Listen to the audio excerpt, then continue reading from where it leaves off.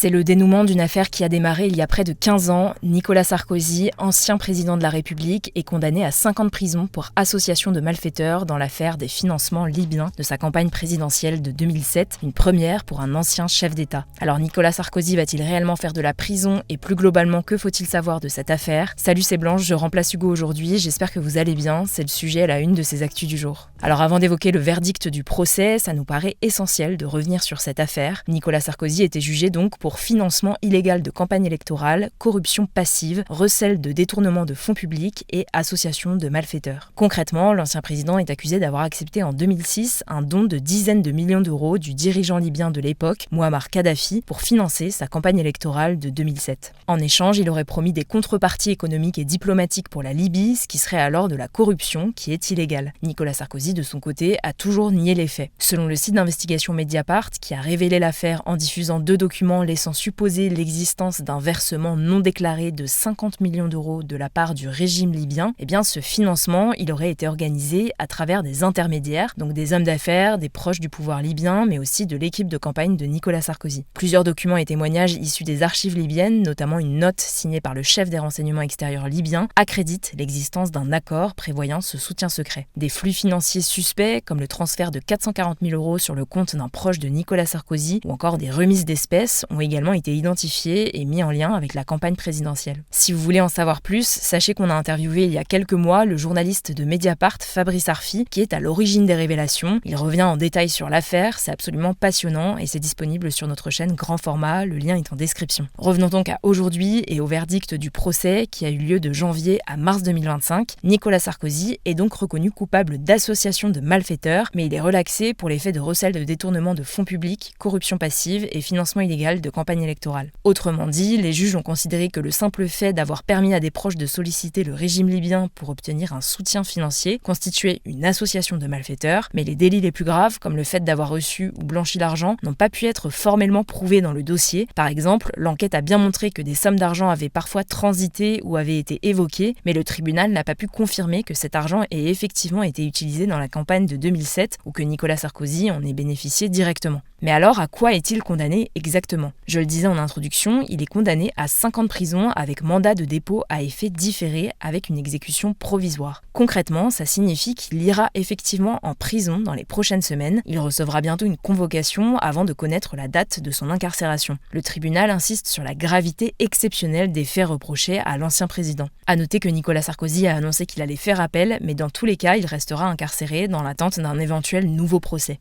Il est aussi condamné à 100 000 euros d'amende et à une privation des droits civiques et civils, ce qui l'empêche notamment de voter ou d'être élu, ainsi que d'exercer certaines fonctions publiques. Parmi les autres prévenus dans cette affaire, il y a aussi l'ex-ministre Claude Guéant, qui a été condamné à 6 ans de prison sous mandat de dépôt en raison de son état de santé. Brice Hortefeux, un ancien proche de Nicolas Sarkozy, lui, écope d'une peine de 2 ans de prison avec exécution provisoire, aménageable sous bracelet électronique. À noter que Nicolas Sarkozy avait déjà été condamné en 2024 à 3 ans de prison, dont 1 an ferme sous bracelet électronique, dans l'affaire dite des écoutes ou affaire Bismuth pour corruption et trafic d'influence. Il était accusé d'avoir tenté d'obtenir, via un magistrat et son avocat, des informations secrètes liées à une autre affaire judiciaire le concernant. En échange, il aurait promis au magistrat un poste prestigieux à Monaco. Nicolas Sarkozy a commencé à porter un bracelet électronique début 2025 qui lui a été retiré en mai en libération conditionnelle. Mais alors, quelles ont été les réactions après sa condamnation ? Bon, déjà commençons par celle du principal intéressé, Nicolas Sarkozy. À la sortie de la salle d'audience, il a dénoncé ce verdict comme une gravité extrême pour l'état de droit et a mis en doute, je cite, la confiance qu'on peut avoir pour la justice. Il a aussi déclaré « Je suis innocent, s'ils veulent absolument que je dorme en prison,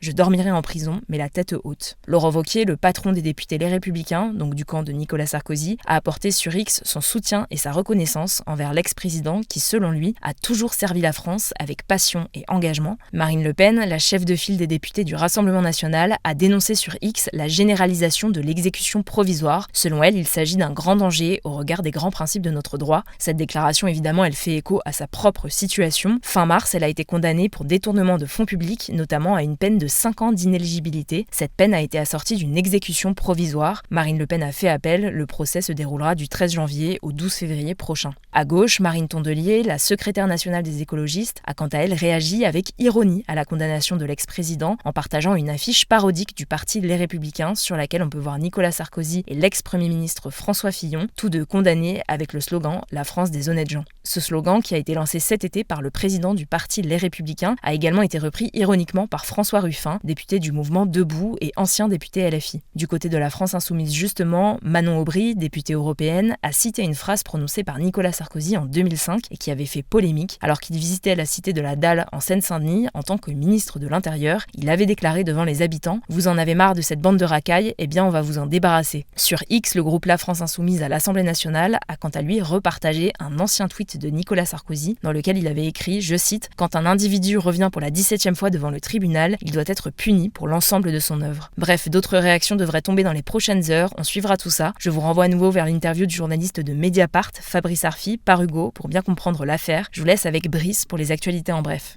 Merci Blanche et bonjour à tous. On commence avec cette actu. L'Italie et l'Espagne ont déployé ce jeudi des navires pour assister, si besoin, la flottille humanitaire Global Sumud qui fait actuellement route vers Gaza pour briser le blocus israélien. Des équipages de 44 nationalités forment cette flottille, dont des Italiens donc, des Espagnols et des Français. Cette décision fait suite à une attaque, dans la nuit de mardi à mercredi, d'une quinzaine de drones. Ils ont largué des produits chimiques sur plusieurs des 51 bateaux de la flottille, selon plusieurs témoins sur place, et plusieurs explosions ont aussi été entendues. Ce jeudi, le Premier ministre espagnol Pedro Sánchez a exigé, je cite, le respect du droit international et du droit de ses citoyens à naviguer en Méditerranée en toute sécurité. À noter que l'attaque dans la nuit de mardi à mercredi a été perpétrée dans les eaux internationales, une zone maritime qui n'appartient à aucun pays. Une telle tentative d'interception ne respecte donc pas le droit international, sauf en cas de blocus légal sur un territoire. Or, le blocus israélien sur Gaza a été jugé illégal par plusieurs institutions, dont les Nations Unies. De son côté, le ministère des Affaires étrangères français condamne toute attaque en mer et a rappelé que se rendre à Gaza est dangereux et strictement déconseillé. Pour le moment, aucun navire français n'a été envoyé en soutien. Parallèlement, le président des États-Unis, Donald Trump, a présenté ce mercredi un plan de paix en 21 points pour le Proche-Orient et la bande de Gaza. Le plan, dont le contenu n'a pas été dévoilé, je cite, répond aux préoccupations israéliennes ainsi qu'à celles de tous les voisins de la région, selon Steve Witkoff, l'émissaire américain. On suivra ça. Deuxième actu, à Madagascar, des manifestations ont éclaté dans tout le pays contre les coupures d'eau et d'électricité et de nombreux manifestants dénoncent une violente répression des forces de l'ordre. Madagascar, c'est une île située à l'est du continent africain, près de la Réunion. Depuis des années, les habitants y sont confrontés à des coupures d'eau et d'électricité. Ces coupures de courant peuvent parfois durer 12 heures par jour. Les petits commerçants sont notamment touchés, par exemple les restaurateurs qui ont besoin des fours ou des congélateurs. Les Malgaches dénoncent aussi la corruption et le népotisme du régime, c'est-à-dire le fait que les dirigeants politiques favorisent leurs proches. Les manifestants pointent notamment le train de vie luxueux des enfants de responsables politiques qui étalent leurs richesses sur les réseaux sociaux. Certains comptes ont aussi diffusé les adresses de certains responsables politiques ou un mode d'emploi pour fabriquer soi-même un cocktail Molotov. Craignant des violences, la préfecture de la capitale, Antananarivo, a interdit tout rassemblement. Des barrages de gendarmerie ont été installés à plusieurs ronds-points. Selon plusieurs sources citées par RFI, des proches du pouvoir ont discrètement quitté le pays ces derniers jours. 13 sénateurs avaient dénoncé hier une tentative de coup d'État, accusant notamment l'opposition de vouloir accaparer le pouvoir. Troisième actu, la France connaît un décrochage démocratique selon un rapport de la Fédération internationale pour les droits humains, publié ce jeudi et signé par la Ligue des droits de l'homme et l'Organisation mondiale contre la torture. Selon l'ONG internationale, la France connaît une dégradation profonde et structurelle, ainsi qu'une régression préoccupante des libertés publiques. Le rapport souligne que les autorités françaises stigmatisent dans leur discours les organisations venant de la société civile et les causes qu'elles défendent, comme par exemple pendant la crise des Gilets jaunes, les manifestations contre la réforme des retraites ou encore le mouvement de solidarité avec Gaza depuis octobre 2023. Le recours aux arrêtés d'interdiction de manifester serait aussi de plus en plus fréquent et abusif. 80% de ces arrêtés sont d'ailleurs par la suite suspendus par la justice. Les manifestants seraient aussi de plus en plus contrôlés, notamment par drone ou par caméra de surveillance. Enfin, le rapport pointe un usage de la force banalisé avec des interventions policières violentes et un recours massif aux gardes à vue de manifestants. Le gouvernement n'a pas réagi à ce rapport. Quatrième actu, le nombre de morts dus au cancer devrait fortement augmenter d'ici à 2050. C'est ce qu'affirme une étude publiée ce jeudi dans la revue scientifique The Lancet.